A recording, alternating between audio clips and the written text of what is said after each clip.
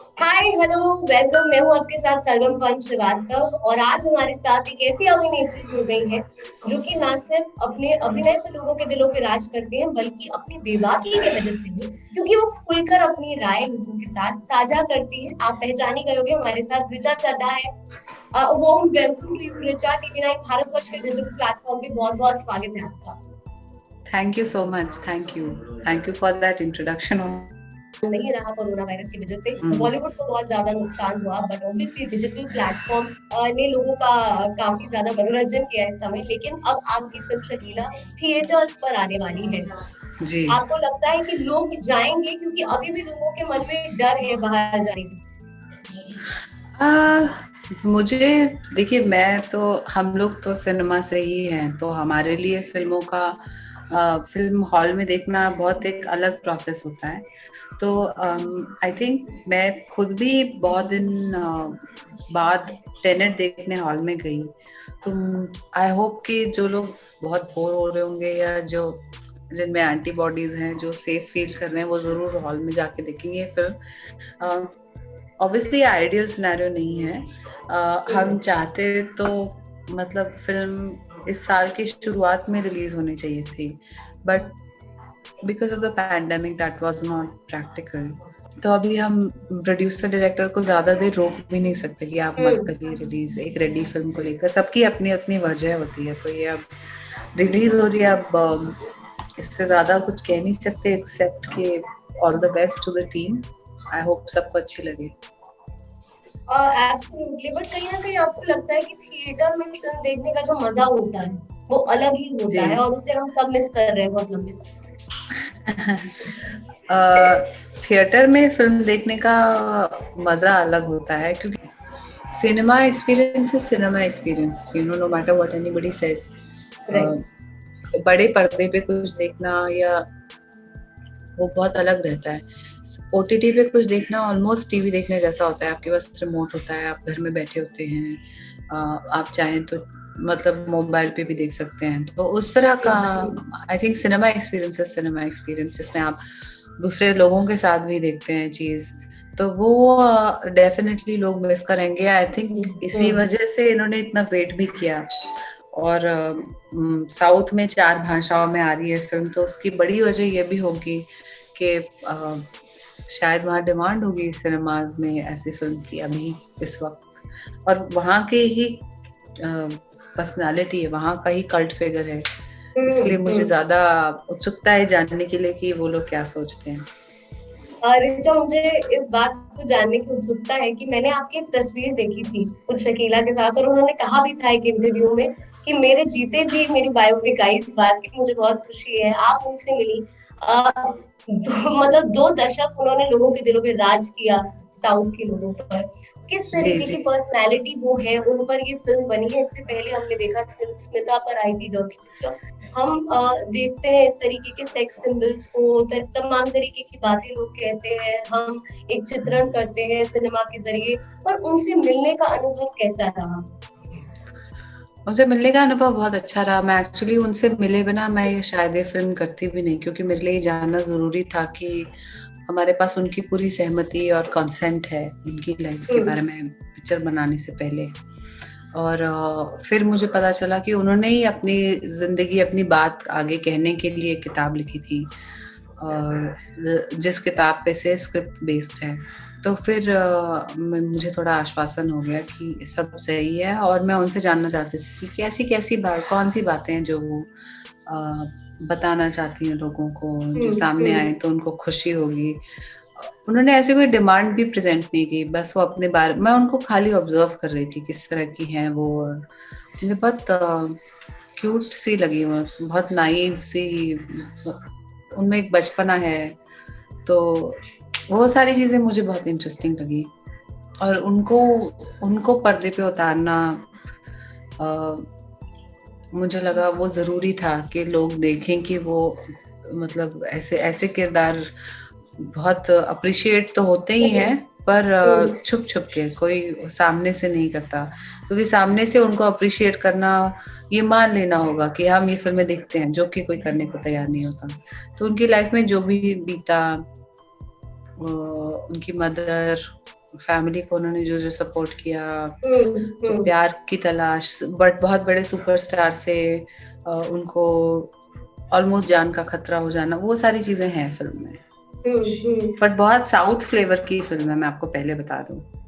बहुत south flavour की film है। इससे पहले डर्टी पिक्चर हमने देखी है विद्या बालन की। जी। बहुत बहुत हद तक क्या मिलती जुलती या फिर अलग है? देखिए, विद्या बालन की जो फिल्म थी वो हम्म, एक ऐसी शख्सियत के बारे में थी जो खुद एम्बिशियस थी। वो फिल्मों में आना चाहती थी, वो पॉपुलर होना चाहती थी, करना चाहती थी उनका। हाँ वो करना चाहती थी, वो एम्बिशियस थी, उनको स्टार बनना था। इन हर केस उनको बस अपनी फैमिली का पेट पालना था, ये बिल्कुल क्लियर है शुरू से। उनमें कोई खास एम्बिशन नहीं था कि मैं ये करूं वो करूं। उनको इस रास्ते पे उनकी मदर ने धकेला, तो वो चलती गई। उनको लगा इसमें से पैसे मिल जाएंगे, तो उन्होंने पैसे कमा के अपने घर वालों को दे दिए। और जब उनको लगा कि वो इसके अलावा कुछ करना चाहती हैं, तो उन्होंने ये फिल्में छोड़ दी। तो ये बहुत की डिफरेंस था दोनों की पर्सनालिटीज में। But fact of the matter is कि कहीं ना कहीं रियल लाइफ में भी, क्योंकि उनके पाथ्स दे क्रॉस्ड, तो फिल्म में भी कहीं एक दो जगह ये है कि वो लोग कैसे, उनके बीच की इंटरेक्शन कैसे रही, कैसे वो स्टारडम और जो उनकी कॉन्फ्लिक्ट। एक ऐसा पॉइंट आया था जब सिल्क ने शकीला को एक चांटा मार दिया था, तो उसके बाद वो बहुत डीमोटिवेट हो गई थी, और उसके बाद सिल्क की मौत हो गई। तो ये वाला जो आप वाक्य आई थिंक ये तो डर्टी पिक्चर में भी है कि वो सेट पे जाती हैं, किसी को चांटा मार देती हैं, और उसके बाद की न्यूज ही ये थी कि उनकी डेथ हो गई, उनका सुसाइड हो गया। तो ये सब है फिल्म में, तो कहीं ना कहीं उनकी लाइफ ओवरलैप करती है, इसलिए फिल्म में है। वरना हमने कोई ऐसे अपनी तरफ से कोई कोशिश नहीं की कि हम इसको एक मतलब उससे कंपेयर करें फिल्म को, या तो रियल लोग थे, दो एक टाइम पे काम करते थे। उनमें से एक बहुत पॉपुलर थी, और उनके जाने के बाद इनको पॉपुलैरिटी मिली। ये है फिल्म में, ये जरूर है। बाकी बिल्कुल नॉन कमर्शियल, और वहाँ का पैरेलल सिनेमा करने में मुझे ज्यादा रुचि है।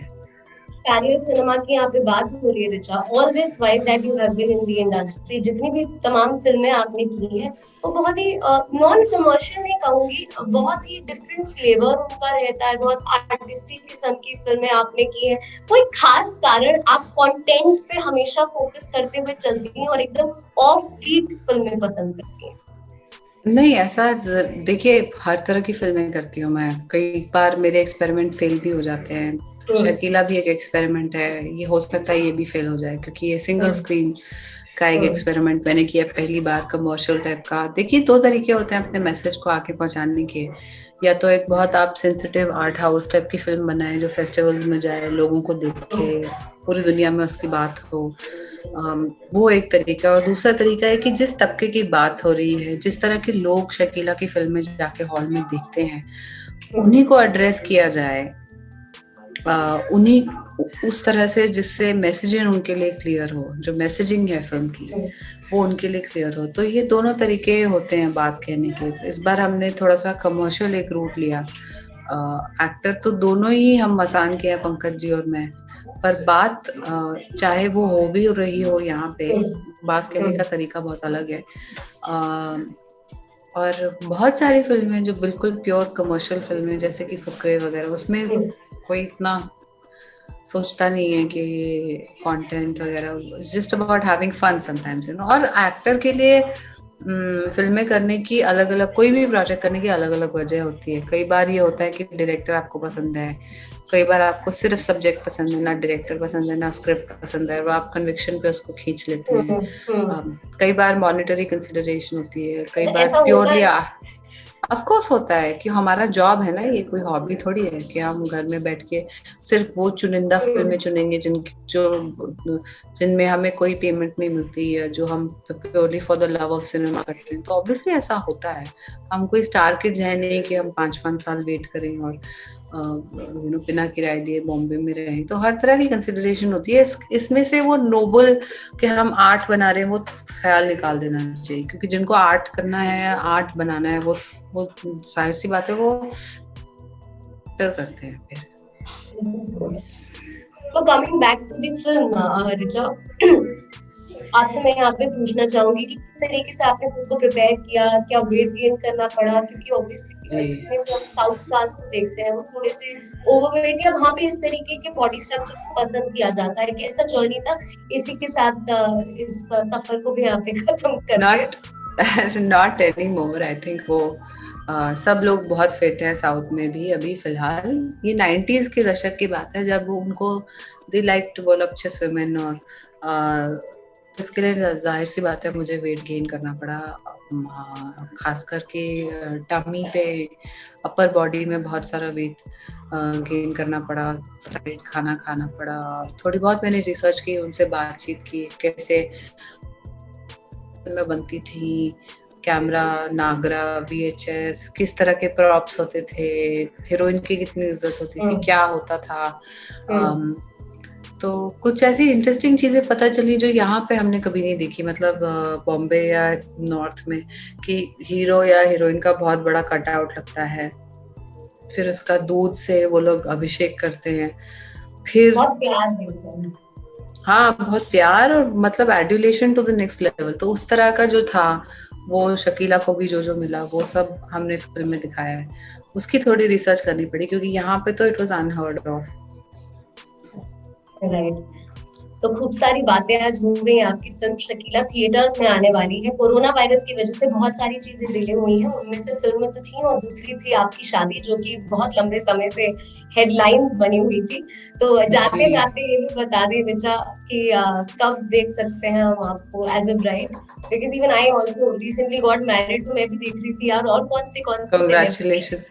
नहीं, हम एक्चुअली हम लोग कोई अभी जब तक दवाई का कुछ प्लान नहीं आता, हम कोई अपना पर्सनल प्लान नहीं बना रहे, बिकॉज ऑब्वियसली लोगों को ट्रैवल कराना, उनको रुकाना, इसमें बहुत जिम्मेदारी बढ़ जाती है।